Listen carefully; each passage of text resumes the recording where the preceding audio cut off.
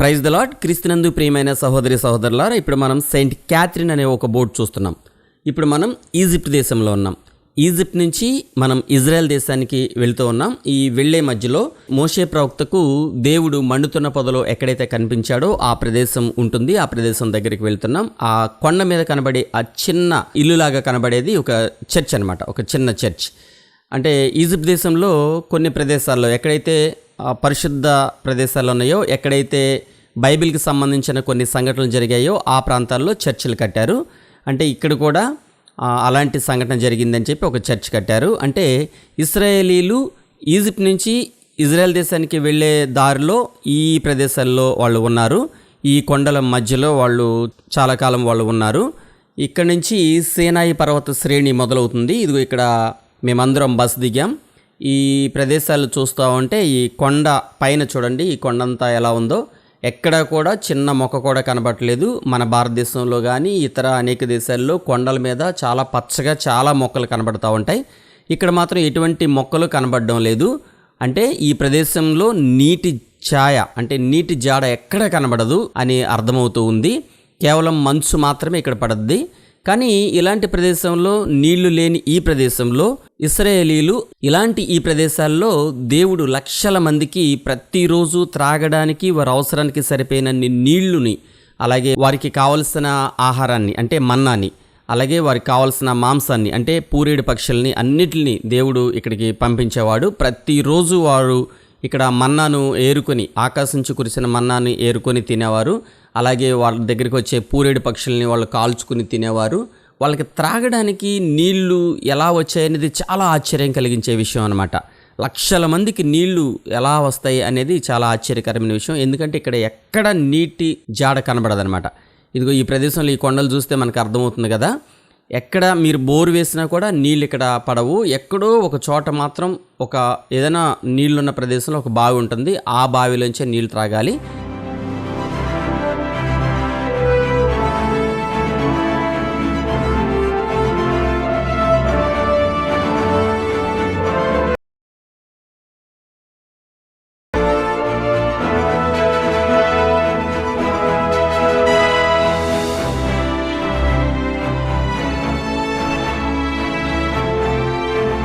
ఇక్కడ మోషే తన మామ మందను మేపుతూ ఉండేవాడు. ఇక్కడ చూడండి, ఇక్కడ ఒక మోనస్ట్రీ కనబడుతూ ఉంది. ఇదిగో ఎదురుగుండా కనబడే చెట్టు ఏంటంటే ఒలీవ చెట్టు. ఈజిప్ట్ దేశంలో మేము తిరిగిన ప్రదేశాల్లో ఎక్కడ కూడా మాత్రం ఒలీవ చెట్లు కనబడుతూ ఉన్నాయి. ఇక్కడ నీళ్లు లేని ఈ ప్రదేశంలో ఈ చెట్లు పెరగడానికి కావలసిన నీళ్లు ఈ ప్రదేశంలో మాత్రమే ఉన్నట్టుగా మనం గమనిస్తాం. ఇదిగో ఇది కూడా ఒలీవ చెట్టే. ఈ చెట్లను చూడగానే మనకు అర్థమైపోద్ది. ఒలీవ చెట్లు ప్రత్యేకంగా ఉంటాయి. ఇవి ఎక్కువగా ఇజ్రాయెల్ దేశంలో కనబడతాయి. అలాగే జోర్దన్ దేశంలో కూడా కొన్ని ఒలీవ చెట్లు కనబడతాయి. ఈజిప్ట్ దేశంలో ఎక్కడా కనబడవు. ఈ ప్రదేశంలో మాత్రం మాకు ఒలీవ చెట్లు కనిపించాయి. ఇది ఇక్కడ సెయింట్ క్యాథరిన్ అనే మోనస్ట్రీ ఉందన్నమాట. ఈ మోనస్ట్రీ యొక్క చరిత్ర ఏంటో నేను తర్వాత వీడియోలో చెప్తాను. ఈ అన్నీ చూడడానికి చాలా బాగున్నాయండి. చాలా ఆహ్లాదకరమైన వాతావరణం ఇది. ఈ ప్రదేశంలో ఇక్కడ మాత్రమే చెట్లు ఉన్నాయి. ఇక్కడ మాత్రమే ఒక చర్చ్ ఉంది. ఆ చర్చ్ పేరు సెయింట్ క్యాథరిన్. ఇక్కడ క్యాథరిన్ అనే ఆవిడ గురించి ఈ చర్చ్ కట్టారు. అదేంటో నేను తర్వాత వీడియోలో చెప్తాను. ఇక్కడ ఇశ్రాయేలీలు లక్షల మందికి దేవుడు నీళ్ళు ఇచ్చాడు. ఒకసారి మీరు ఆలోచించండి. మన దేశంలో నీళ్లు పుష్కలంగా ఉంటాయి, కానీ మనం నీటి కరువుతో బాధపడుతున్నాం. అనేక ప్రాంతాల్లో నీళ్లు లేక బాధపడుతున్నాం. మనమే కాదు, ప్రపంచవ్యాప్తంగా 70% మంది నీళ్ళు లేక బాధపడుతూ ఉన్నారు. ఇక్కడ కూడా అసలు నీళ్ళే లేవు. నీళ్ళే లేని ఈ ప్రదేశంలో లక్షల మందికి నీళ్ళు ఇవ్వాలంటే ఎంత అది అసాధ్యం కదా. అది ఎంత కష్టమైన పని. కానీ దేవుడు వీళ్ళకి త్రాగడానికి మాత్రమే కాదు, వాళ్ళ అవసరాలు తీర్చుకోవడానికి కూడా నీళ్ళు, అంటే వాళ్ళు స్నానం చేయడానికి, వాళ్ళు టాయిలెట్కి వెళ్ళడానికి, వాళ్ళు బట్టలు ఉతుక్కోవడానికి సరిపోయిన నీళ్లు దేవుడు వాళ్ళకి 40 సంవత్సరాల పాటు ఇచ్చాడు. అంటే ఒక నది కావాలన్నమాట. ఇశ్రాయేల్ అందరికీ అన్ని నీళ్లు కావాలంటే నది కావాలి. కానీ దేవుడు కేవలం ఒక బండ నుండి మాత్రమే వాళ్ళకి నీళ్ళు ఇచ్చేవాళ్ళు. వాళ్ళు ప్రతిరోజు ఒక ప్రాంతం నుంచి, అంటే వాళ్ళు కొంతకాలం ఒక ప్రదేశంలో ఉండేవాళ్ళు, మళ్ళీ అక్కడి నుంచి ఇంకో ప్రదేశానికి వెళ్ళిపోయేవాళ్ళు. ఇదిగో ఇక్కడ చూడండి, మా పిల్లలు సరదాగా ఇక్కడ ఫోటోలు దిగుతూ ఉన్నారు. అంటే టూర్కి వచ్చినప్పుడు ప్రతి ప్రదేశంలోనూ ఎక్కువ సమయం గడపడానికి టైం ఉండదు, కానీ ఇక్కడ మాత్రం మాకు టైం ఎక్కువ ఉంది. ఎందుకంటే మేము ట్రావెలింగ్ చేసుకుంటూ వచ్చాం. రాత్రేమో ఒక హోటల్లో ఉన్నాం. ఆ హోటల్ నుంచి ఇక్కడ ప్రస్తుతానికి ఈ మోనస్ట్రీ, మండుతున్న పొద, సెయింట్ క్యాథరిన్ ఈ చర్చ్, అలాగే మోషే అప్పట్లో వాడిన ఇక బావి అవన్నీ చూసి వెళ్ళిపోతాం. ఇక్కడ పిల్లి కనబడుతుంది చూసారా, అంటే ఈజిప్ట్ దేశంలో పిల్లుల్ని చాలా జాగ్రత్తగా పెంచుతారు. పిల్లుల్ని ఏమీ అనరు, అందుకని పిల్లులు భయం లేకుండా మనుషులతో కలిసి తిరుగుతాయి. ఈ ప్రదేశంలో మనం గొడుగులు వేసుకుని తిరగాల్సిన పరిస్థితి అనమాట. ఎందుకంటే రాత్రులేమో బాగా చలి ఎక్కువ, పగలేమో చాలా ఎండ ఎక్కువ. కాబట్టి ఇక్కడ తిరిగేటప్పుడు ఖచ్చితంగా క్యాప్ అయినా ఉండాలి, లేదంటే గొడుగైనా ఉండాలి. అది మనకు టూర్కి వచ్చే ముందే గైడ్ మనకు చెప్తారనమాట. ఇదిగో ఇక్కడ మేము ఇప్పుడు మండుతున్న పొద్దు దగ్గరికి వెళ్తూ ఉన్నాం. లోపలికి వెళ్తూ ఉండగా ఇలా ఉంది. ప్రతి చోట ఒక షాప్ ఉంటుంది. మీరు ఏ ప్రదేశానికి వెళ్ళినా ఆ ప్రదేశంలో, అంటే హోలీ ప్లేస్ అన్ని చోట్ల ఒక షాపులు ఉంటాయి. ఆ షాప్లో అక్కడ సంబంధించిన కొన్ని ఫోటోలు, బుక్స్ అమ్ముతూ ఉంటారు. ఇతను వీడియో తీయొద్దని చెప్తే నేను ఇక్కడ నుంచి లోపలికి వెళ్లకుండా ఇలా వచ్చేసాను. ఇక్కడ బోర్డు కనబడుతుంది, నో స్మోకింగ్ అని బోర్డు కనబడుతుంది. ఎందుకనంటే ఈజిప్ట్ దేశంలో ఎక్కువ మంది స్మోక్ చేస్తారు, వాళ్ళు ఎక్కువ సిగరెట్లు కాలుస్తారు. అందుకని ఇక్కడ సిగరెట్లు కాల్చకూడదు అని బోర్డు పెట్టారు. ఇదిగో ఇది మన వెనక కనపడే ఆ గోడ ఏంటంటే సెయింట్ క్యాథరిన్ మోనస్ట్రీ చర్చ్. ఇదే మండుతున్న పొద. ఆ రోజు ఇక్కడ ఏం జరిగిందో నేను ఇప్పుడు మీకు చదివి వినిపిస్తాను. నిర్గమాకాండము 3వ అధ్యాయంలో ఈ విధంగా వ్రాయబడి ఉంది.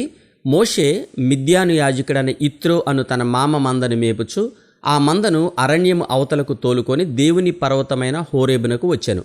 ఒక పొద నడిమిని అగ్ని జ్వాలలో యెహోవా దూత అతనికి ప్రత్యక్షమాయను. అతడు చూచినప్పుడు అగ్ని వలన ఆ పొద మండుచుండెను, కానీ పొద కాలిపోలేదు. అప్పుడు మోషే ఆ పొద ఏల కాలిపోలేదో నేను ఆ తట్టు వెళ్ళి ఈ గొప్ప వింతను చూచెదని అనుకొనెను. దానిని చూచుటకు అతడు ఆ తట్టు వచ్చుట యెహోవా చూచెను. దేవుడు ఆ పొద నడుమ నుండి మోషే మోషే అని అతనిని పిలిచెను. అందుకతడు చిత్తము ప్రభువా అనెను. అందుకాయన దగ్గరకు రావద్దు, నీ పాదముల నుండి నీ చెప్పులు విడువుము, నీవు నిలిచి ఉన్న స్థలము పరిశుద్ధ ప్రదేశము అనెను. మరియు ఆయన నేను నీ తండ్రి దేవుడను, అబ్రహాము దేవుడను, ఇస్సాకు దేవుడను, యాకోబు దేవుడను అని చెప్పగా మోషే తన ముఖమును కప్పుకొని దేవుని వైపు చూడ వెరచెను. మరియు యెహోవా ఇట్లనెను, నేను ఐగుప్తులో ఉన్న నా ప్రజల బాధను నిశ్చయముగా చూచితిని. పనులలో తమ్మును కష్టపెట్టు వారిని బట్టి వారు పెట్టిన మొరను వింటిని, వారి దుఃఖములు నాకు తెలిసి ఉన్నవి అని అంటూ దేవుడు ఆ రోజు మోషేతో ఏం చెప్పాడో ఆ సంఘటన జరిగిన ప్రదేశం ఇదే ఆ మండుతున్న పొద. ఇక్కడ గైడ్ ఈ విధంగా చెప్తున్నాడో మీరు వినండి. It's equal to the Virgin Mary. As the bush was flamed by the fire of Lord and it was not consumed by fire, still yet green, was the Virgin Mary. She received the fire of deity, the Logos. ఇదిగో ఈ మండుతున్న పొద దగ్గర దేవుడైన యెహోవా మండుతున్న పొదలో మోషేకి కనబడిన ఈ ప్రదేశంలో మేము కొంత వీడియో తీసుకున్నాం, కొన్ని ఫోటోలు తీసుకున్నాం. ఆ రోజు దేవుడు మోషేకి కనిపించిన ఈ ప్రదేశంలో ఉన్న కొంచెం దూరంగా ఉన్న ఒక బావి దగ్గరికి ఇప్పుడు మనం వెళ్దాం.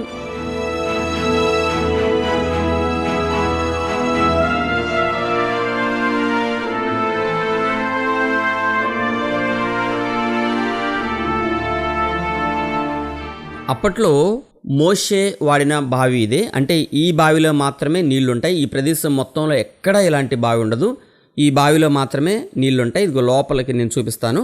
అంటే పైనుంచి లైట్ ఉంది కాబట్టి, గ్లాస్ కూడా ఉంది కాబట్టి లోపల ఎలా ఉందో కనబడట్లేదు. అయినా నేను ప్రయత్నం చేస్తాను. ఇదిగో లోపల చూసారా నీళ్లు కనబడుతున్నాయి. ఆ నీళ్ళలో కొన్ని కాయిన్స్ కూడా ఉన్నాయి. అద్దం ఉండటం వల్ల మనకి క్లియర్గా కనబడడం లేదు. ఇక్కడ అంటే మోషే అప్పట్లో తన మామ మందను మేపుకుంటూ ఈ బావి నీళ్ళే తాగాడనమాట. ఇక్కడ మందల్ని మేపుకునే వాళ్ళందరూ వాళ్ళ మందలకి నీళ్లు పెట్టడానికి గొర్రెల మందలకు నీళ్లు ఈ బావి నుంచే ఇచ్చేవాళ్ళు. మోషే ఇదే బావి నుంచి నీళ్లు తాగాడు. ఇదిగో ఇక్కడ చాలామంది కనబడుతూ ఉన్నారు కదా. అంటే ప్రపంచంలో అనేక దేశాల నుంచి ఈ ప్రదేశానికి కూడా వచ్చి ఇక్కడ జరిగిన ఈ వింతను, అంటే మండుతున్న పొద ఇప్పటికీ ఎలా బ్రతికి ఉందో, అలాగే మోషే తిరిగిన ఈ ప్రదేశాలు, ఇశ్రాయేలీలు అందరూ ఈ ప్రదేశంలో తిరిగిన ఈ ప్రదేశాలను చూడడానికి అనేక మంది ఇక్కడికి వస్తూ ఉంటారు. ఇక్కడ ప్రతిరోజు కనీసం కొన్ని వందల మంది ఈ ప్రాంతాన్ని చూసి వెళ్తూ ఉంటారు. ఇది ఇజ్రాయెల్ దేశానికి, ఈజిప్ట్ దేశానికి మధ్యలో ఉంటుంది. టూర్కి సహజంగా ఎక్కువ మంది జోర్దాన్ దేశం వచ్చి, జోర్దాన్ నుంచి ఇజ్రాయెల్ వచ్చి, ఇజ్రాయెల్ నుంచి పాలస్తీనా, అలాగే ఆ తర్వాత ఈజిప్ట్ వస్తారు. కొంతమంది ఏమో ఈజిప్ట్ నుంచి ఇజ్రాయెల్ దేశానికి, ఆ తర్వాత జోర్దాన్ దేశానికి వెళ్తూ ఉంటారు. అయితే ఈ ప్రదేశాన్ని మాత్రం ఎవ్వరూ విడిచిపెట్టరు. టూర్కి వచ్చే ప్రతి ఒక్కరూ ఈ ప్రదేశాన్ని కూడా వచ్చి వెళ్తూ ఉంటారు. ఈ ప్రదేశం గురించి, ఈ మండుతున్న పొద గురించి అనేక మంది చాలా వీడియోలు పెట్టారు. అంటే అనేక భాషల్లో ఈ ప్రాంతం గురించి వీడియోలు ఉంటాయి. డిస్కవరీ ఛానల్ వారు కూడా ఈ ప్రాంతం గురించి వీడియో చేసి పెట్టారు. నేను కూడా ఇంతకుముందు ఒక వీడియో ఈ ప్రదేశం గురించి పెట్టాను. మళ్ళీ ఇప్పుడు మీకు ఎన్నో వివరాలు చెప్పడం కోసం మళ్ళీ ఈ వీడియో చేయడం జరిగింది. ఇక్కడ 4వ శతాబ్దంలోనే అప్పటి రోమా చక్రవర్తి అయిన కాన్స్టంటైన్ తల్లి హెలీనా వచ్చి ఇక్కడ మొట్టమొదట్లో ఒక చర్చ్ కట్టింది. ఆ తర్వాత 527 నుంచి 565 మధ్య కాలంలో చక్రవర్తి అయిన జస్టీనియన్ ఆదేశాలతో ఇక్కడ ఈ మఠం నిర్మించబడింది అనమాట. అప్పటి నుంచి మఠం ఇక్కడ రన్ అవుతూనే ఉంది. ఇక్కడ సెయింట్ క్యాథరిన్ అనే ఒక పరిశుద్ధురాలు యొక్క బాడీ ఈ ప్రదేశంలో దొరికింది. ఆ చరిత్ర మీకు నేను తర్వాత మరో వీడియోలో చెప్తాను. సీనాయి పర్వతం ఇక్కడ లేదని, అరేబియా దేశంలో ఉందని కొందరు చెప్తూ ఉంటారు. కానీ సీనాయి పర్వతం ఒక్కటే కాదు, అది కొన్ని పర్వతాల సముదాయం అని, ఆ పర్వతాలు ఇక్కడి నుంచే మొదలయ్యాయని చెప్తారనమాట. ఇప్పుడు మనం మాట్లాడుకునేది సీనాయి పర్వతం గురించి కాదు, కేవలం మండుతున్న పొద గురించి, అలాగే మోషే బావి గురించి. ఒకటి గుర్తుపెట్టుకోవాలి, ఇది టూర్లో భాగంగా ఇక్కడికి వాళ్ళు తీసుకొచ్చి చూపించిన ప్రదేశం. నేను వచ్చి రీసెర్చ్ చేసి ఇదే సీనాయి పర్వతం నేను ఏం చెప్పడం లేదు. ఇక్కడ జరిగిన, అంటే టూర్ గైడ్ తీసుకొచ్చి చూపించిన ఆ ప్రదేశాన్ని గురించి నేను చెప్తూ ఉన్నాను.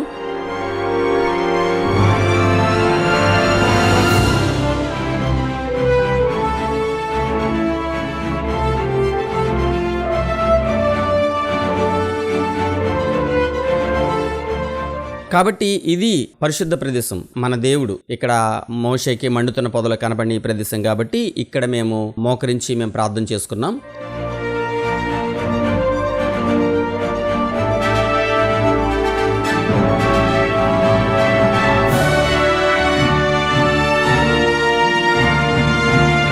ఇక్కడ ఎండ ఎక్కువగా ఉండటం వల్ల నా వైఫ్ గొడుగు వేసుకుని ఉంది, మేమైతే క్యాప్లు పెట్టుకుని ఉన్నాం.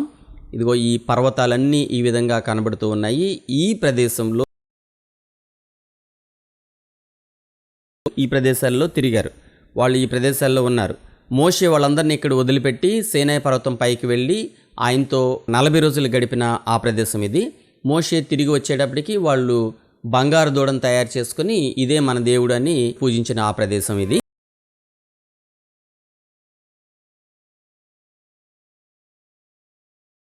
ఉన్నాయంటే కొండ పైకి వెళ్ళాలంటే, ఇప్పుడు మీరు కొండలు చూశారు, ఆ కొండపైకి నడిచి వెళ్ళాలంటే సాధ్యం కాదు. కాబట్టి ఈ ఒంటెల మీద తీసుకొని వెళ్తారన్నమాట. చాలామంది ఈ ఒంటెలెక్కి పైకి వెళ్తారు.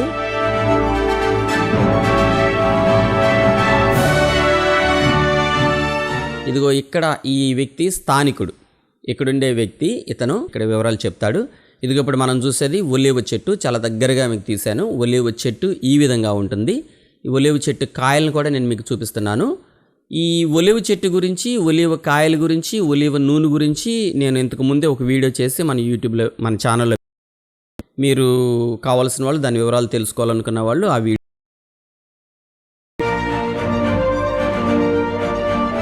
ఇదిగో ఇక్కడ కొన్ని రాళ్ళు కనబడుతుంది చూసారా? ఈ రాళ్ళ మీద ఒక స్పెషల్ డిజైన్ ఉంది. అంటే ఏంటంటే ఒక చెట్టు ఆకుల్లాగా ఒక డిజైన్ కనబడుతుంది. ఇది ఎవరు చేసింది కాదు, అంటే ఈ రాళ్ళ మీద డిజైన్ ఎవరు వేయలేదు, అదృశ్యం అనమాట. మీరు ఈ రాయిని ఎన్ని ముక్కలు కొట్టినా లోపల ఈ డిజైన్ కనబడుతూనే ఉంటుంది. ఈ రాళ్ళు ఇక్కడ మాత్రమే దొరుకుతాయి. ఈ రాళ్ళని ఇక్కడ అమ్ముతారు. ఇది మండుతున్న పొదలాగా ఉంటుంది అనమాట. మీరు ఈ రాయిని మళ్ళీ ముక్క చూడండి, ఆ ముక్క మీద కూడా మీకు ఇలాంటి డిజైనే కనబడుతుంది. ఈ రాళ్ళు ఇక్కడ ఉంటాయని నమ్ముతారు కాబట్టి ఈ రాళ్లను ఇక్కడ అమ్ముతారు. ఎవరైనా కావాల్సిన వాళ్ళు ఈ రాళ్ళని కొనుక్కొని వెళ్ళొచ్చు. ఈ రాళ్లను $5, $10, $2 అని రాయి సైజుని బట్టి అమ్ముతూ ఉంటారు. ఇతను ఇక్కడ కొంచెం పెద్ద రాయి తీసుకొని అడిగితే ఇది $10 అని చెప్పాడు. ఇక్కడ మా గ్రూప్లో వచ్చిన వాళ్ళు, ఇక్కడికి వచ్చిన వాళ్ళందరూ ఈ రాళ్ళు కొనుక్కుని వెళ్తారు. మా గ్రూప్లో వచ్చిన వాళ్ళు కూడా కొనుక్కున్నారు. ఇక్కడ ఎక్కువ ఈ వ్యాపారం చేసే వాళ్ళు కనబడుతూ ఉంటారన్నమాట. ఇదిగో ఇది కూడా ఒలీవ చెట్టు కనబడుతుంది. ఒలీవ చెట్టు మొద్దు ఈ విధంగా ఉంటుంది. ఇది ఎక్కువ సంవత్సరాలు బ్రతికిన ఒలీవ చెట్లు అయితే చాలా వెడల్పుగా పెరుగుంటాయి. ఒలీవ చెట్లు 1000 సంవత్సరాలు పెరుగుతాయి. ఇవే ఒలీవ చెట్లు మళ్ళా ఇజ్రాయెల్ దేశంలో ఉన్న గెత్సెమనే తోటలో, ఒలివల పర్వతమైన గెత్సెమనే తోటలో కనబడతాయి. అది కూడా నేను ఇంతకుముందు చూపించాను. ఇదిగో ఇప్పుడు నేను కొంచెం ముందుకి వెళ్తూ ఉన్నాను. కొంతమంది విదేశీయులు ఈ రాళ్ళు కొనుక్కుంటూ ఉన్నారు. ఈ రాళ్ళను చూసి నాకైతే ఏం కొనుక్కోవాలని అనిపించలేదు. అందుకని నేను ఒక్క రాయి కూడా కొనుక్కు రాలేదు. నేను ఈసారి వెళ్ళినప్పుడు ఈ రాళ్ళు కొనుక్కొస్తాను.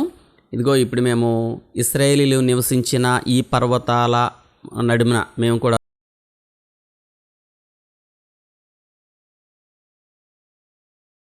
ఉన్నారు. కొంతమంది బస్ దగ్గర ఉన్నారు, కొంతమంది షాపింగ్ చేస్తూ ఉన్నారు.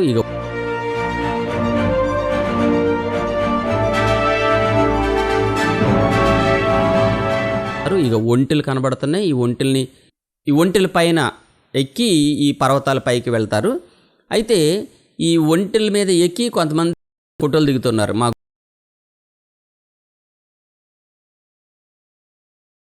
$2 అడుగుతారు. మనం ఆ $1 లేదా $2 ఇస్తారు. దాని మీద మనం కూర్చుని ఫోటో దిగొచ్చు అనమాట. ఈ ఒంటె మీద నుంచి మనం పైకి ఈ పర్వతాల పైకి వెళ్ళి రావాలంటే అది రాత్రులు తీసుకెళ్తారు. బాగా చలి ఎక్కువ ఉండటం వల్ల మేము వెళ్ళలేకపోయాం. అయితే ప్రాంతంలో ఇదంతా చూస్తూ ఉన్నాం. ఇక్కడ చూసారా చాలామంది అనమాట, మా గ్రూప్ విదేశీయులు చాలామంది ఇక్కడికి వచ్చి ఈ ప్రదేశంలో ఒంటెలు ఎక్కువగా కనబడుతూ ఉన్నాయి. ఈ ప్రాంతంలో నివసించే వాళ్ళు అంటే స్థానికులు ఈ ఒంటెల మీద పైకి తీసుకుని వెళ్తూ ఉంటారు. ఎవరో ఎక్కడైనా ఈ ఒంటెల్ని ఉపయోగిస్తారు. ఈ ప్రదేశంలో అన్నీ మేము చూస్తున్నాం. కొంతమంది దూరం నుంచి అటు నుంచి వస్తూ ఉన్నారు. ఇదిగో ఇక్కడ కాంపౌండ్ వాల్ కనబడుతోంది. సెయింట్ క్యాథరిన్ మోనస్ట్రీ ఉంది. ఈ మోనస్ట్రీ అంటే ఇది ఒక మఠం అనమాట. ఇక్కడ కొంతమంది క్రైస్తవ బోధకులు ఇక్కడ ట్రైనింగ్ అవుతూ ఉంటారు. ఈ లోపలికి వెళ్ళి సెయింట్ క్యాథరిన్ చర్చ్ లోపల కూడా నేను వీడియో తీయాలని ట్రై చేశాను. కానీ సెయింట్ క్యాథరిన్ లోపల చర్చ్ లోపల వీడియోలు ఫోటోలు తీయనీరు. కాబట్టి నేను వీడియో తీయలేకపోయాను. దేవుడి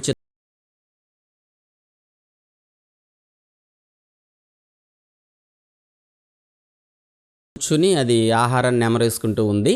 ఇదిగో ఇది కూడా ఒలివ చెట్టే. ఇక్కడ మాత్రమే ఒలివ చెట్లు ఎక్కువ కనిపించాయి. సహజంగా ఈ ఒలివ పోసుకున్నాడు. ఇక్కడ షాపింగ్ చేసే ప్లేస్కి వచ్చాం. ఇక్కడ కూడా కొన్ని షాప్స్ ఉంటాయి. ఇదిగో ఇక్కడ పిరమిడ్లు, ఒంటెల బొమ్మలు, కొన్ని స్పెషల్ రాళ్ళు, ఇక్కడ దొరికే రాళ్ళు ఇవన్నీ మ్యాప్ కూడా ఇజ్రాయేలీలు ఇటు నుంచి ఎటు వచ్చారనే మ్యాప్లు కూడా ఇక్కడ అమ్ముతున్నారు. అంతేకాకుండా 10 ఆజ్ఞల పలక ఏ విధంగా మోడల్ కూడా ఇక్కడ అమ్ముతారు. ఇదేంటో కొబ్బరి చెప్పులాగా ఉన్నాయి. ఈ రాళ్ళు ఏంటో నాకు తెలీదు, అందుకని దాని గురించి నేను మీకు చెప్పలేకపోతున్నాను. ఈసారి నేను వెళ్ళినప్పుడు దీని గురించి ఇప్పుడు నేను మీకు చూపిస్తాను. ఆ షాపుల్లో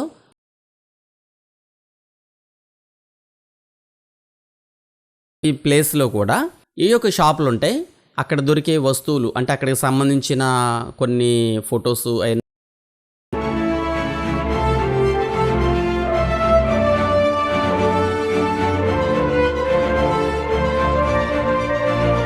ఇక్కడ చూడండి. ఈ కొండ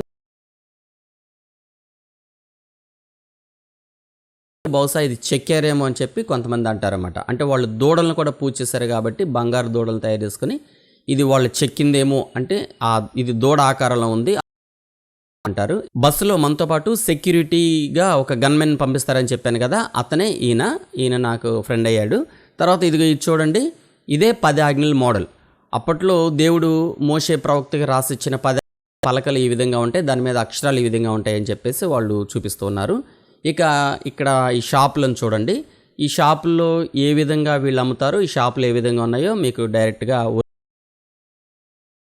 ప్రియమైన సహోదరి సహోదరులారా, మన ఛానల్లో మీరు హోలీ ల్యాండ్కి సంబంధించిన అనేక వీడియోలు మీరు చూస్తూ ఉన్నారు. ఇంకా చూడవలసిన ప్రదేశాలు కొన్ని ఉన్నాయి, వాటి చూపించాలని ప్రయత్నం చేస్తున్నాను. కాబట్టి దయచేసి మా కుటుంబం కోసం ప్రార్థించండి. ఈ వీడియోని కనీసం కొందరికైనా షేర్ చేయండి. ఈ వీడియోలను తప్పనిసరిగా ఒక లైక్ చేయండి. ఇలాంటి మరెన్నో వీడియోలు మీకు చూపించడం కోసం దయచేసి మా కోసం ప్రార్థించండి. మరో క్రొత్త వీడియోతో మళ్ళీ కలుద్దాం. Praise the lord. మీ బ్రదర్ బాబు.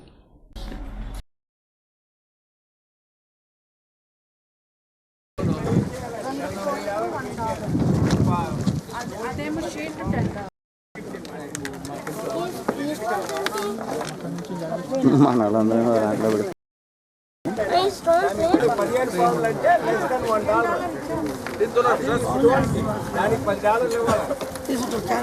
మీరు క్యాప్ కొద్ది పైకి జరుగుతుంది చిన్నదైనా బాగుంది, ఏమండి. కొండ షేప్ లో ఉంది, బాగుంది. పద. కవర్ ఇచ్చాడు.